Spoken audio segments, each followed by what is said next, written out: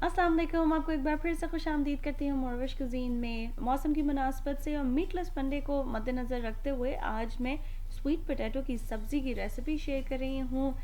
Spicy सा एक मसाला तैयार करेंगे और सब्ज़ी की जो अपनी एक मिठास है, इन दोनों का जो कॉम्बिनेशन है एक बहुत ही मज़ेदार सी सब्ज़ी बनेगी। तो चलिए जल्दी से देखते हैं कि इस रेसिपी के लिए हमें क्या क्या चीज़ें दरकार हैं।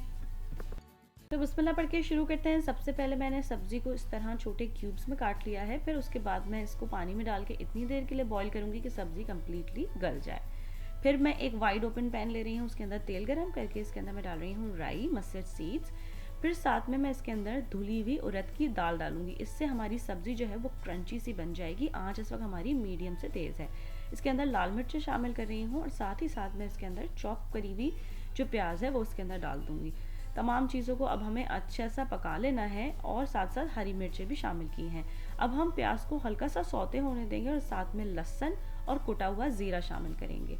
तमाम चीज़ों को जैसे ही नरम पड़ने लगेंगी, लहसुन और प्याज, साथ में डाल रही हूँ नमक, हल्दी पाउडर और थोड़ी सी लाल मिर्चें। ये जहन में रखिए कि इसके अंदर हरी मिर्चें और साबुत लाल मिर्चें भी हैं, तो बहुत ज़्यादा स्पाइसी ना हो जाए, अपने हिसाब से मिर्चों को एडजस्ट कर लीजिए।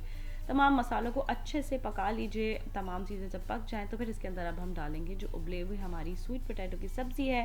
तेज़ आंच पे ही पकाएंगे कि तमाम सब्ज़ी मसाले से अच्छे से कोट हो जाए और फिर इसको इस तरह सिंगल लेयर में मीडियम से तेज़ आंच पे रखेंगे ताकि ये ज़रा थोड़ी सी जार्ड हो जाए, इसके ऊपर अच्छा सा पका हुआ एक क्रिस्पी सा टेक्सचर आ जाए। और बस इस तरह ये सब्ज़ी तैयार हो जाएगी। जब आप देख सकते हैं कि इस तरह ये हल्की हल्की ब्राउन होने लगेगी। बस इस सब्ज़ी को डिश आउट कीजिए। अगर चाहें तो हरा धनिया और हरी मिर्चों से गार्निश कीजिए। आप चाहें तो उबले हुए चावलों के साथ, किसी गोश्त की रेसिपी के साथ एज अ साइड, या पकी हुई चपाती रोटी के साथ इसको एंजॉय कर सकते हैं। मैंने बिल्कुल चपाती रोटी के साथ ही इसको खाया। बहुत ही मज़ेदार, बहुत ही डिफरेंट सी ये रेसिपी तैयार हुई थी। जो सब्ज़ी की अपनी मिठास है उसको मिर्चों के साथ उसका एक बहुत ही मज़ेदार सा कॉम्बिनेशन बना। अगर आप इस रेसिपी को अपने पास ट्राई कर रहे हैं तो प्लीज़ मुझे ज़रूर बताइए कि आपको ये कैसी लगी। कुछ और सीखना चाहते हैं तो वो भी ज़रूर बताइए। मेरी रेसिपीज़ को पसंद करने का और उनको सराहने का बहुत शुक्रिया। अल्लाह हाफिज़। अगर आपको ये रेसिपी अच्छी लगी तो इन लिंक्स पे ज़रूर क्लिक कीजिए ऐसी और बहुत सी मज़ेदार रेसिपीज़ के लिए।